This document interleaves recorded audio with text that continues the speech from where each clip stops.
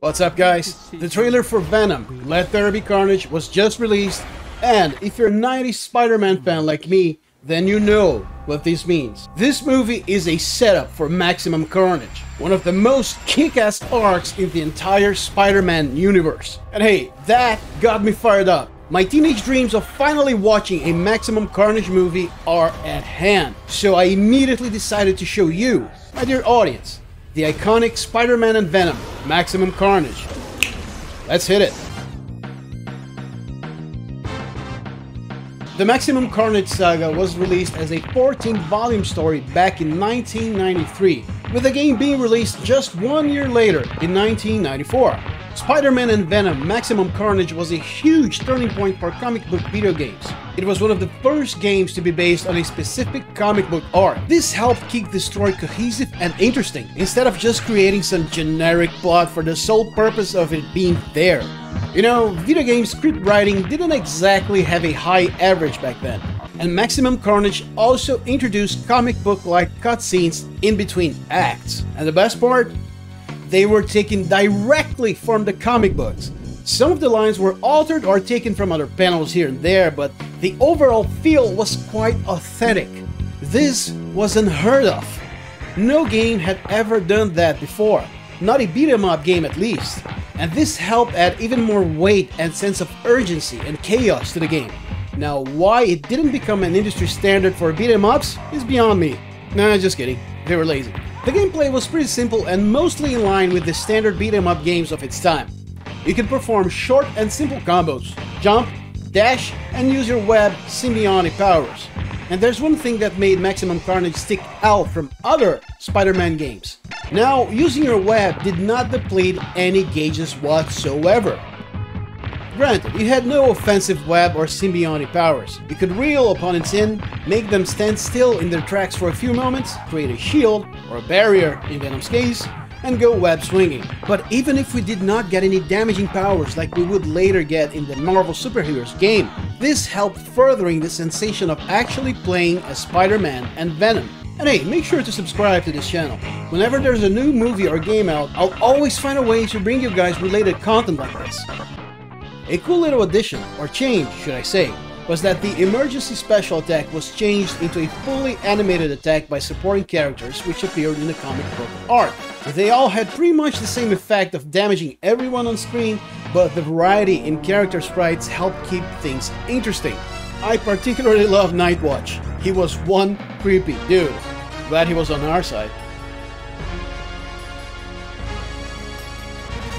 On certain instances, you will get the chance to choose between playing as Spider-Man or Venom. They're just like their comic book counterparts. Spider-Man is faster, but Venom hits much harder. This also warrants at least one extra full playthrough, because there are a few instances where they go separate ways in the game. And of course, at the very last battle against Carnage, you can alternate between both of them at will. You see, this is how a good comic book game is made. You give players what they want in the most straightforward way possible. Whatever elements you add to the game, like upgrades for example, only increase the fun factor.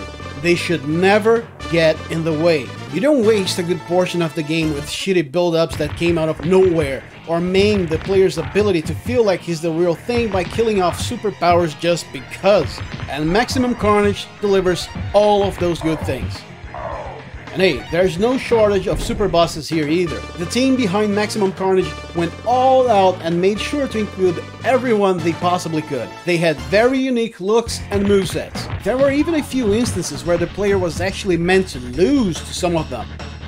You know, in order to stay in line with the comic book itself. Again, this was unheard of in a beat-em-up game. As a matter of fact, not many games, no matter what the genre, ever took this path back then. This added a lot of dynamics in terms of storytelling and continuity. And speaking of good, no, excellent things, there's the soundtrack. This game alone proved that the Super Nintendo was more than capable of creating killer heavy metal tracks with its now very limited sound chip. Also, if you're a Sabbath fan, you'll even recognize the mob rules in one of them. Seriously, this game has one of the best soundtracks ever created for a 16-bit console. They're the type of songs you can rip out of the game and put in your car or cell phone and listen to them at full volume. Just go easy on the gas pedal though. However, that's not to say that the game is without its flaws. Just like in the comics, eventually Carnage gathers a team of supervillains to paint the town with blood. And in at least 2 of the boss encounters, you'll have to fight all of them in succession. The problem here is that instead of smarter, the boss's AI starts getting cheaper with each subsequent encounter. The last battle against Carnage is infuriating, even if you know what to do.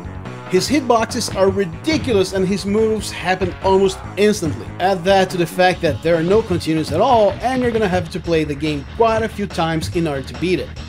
Unless you use the cheat codes to give yourself more lives and continues, of course. In that case, it's a whole different story. But even with those flaws, Spider-Man and Venom Maximum Carnage is still one hell of a game.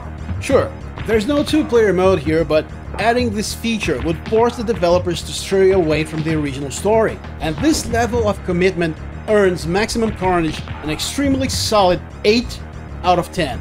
If you throw in the secret codes in the mix, then it goes all the way up to a solid 9.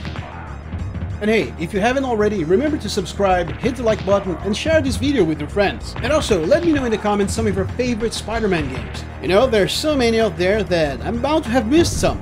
Let me know. Hope you guys had a good time watching this video, and I'll see you next round. Later.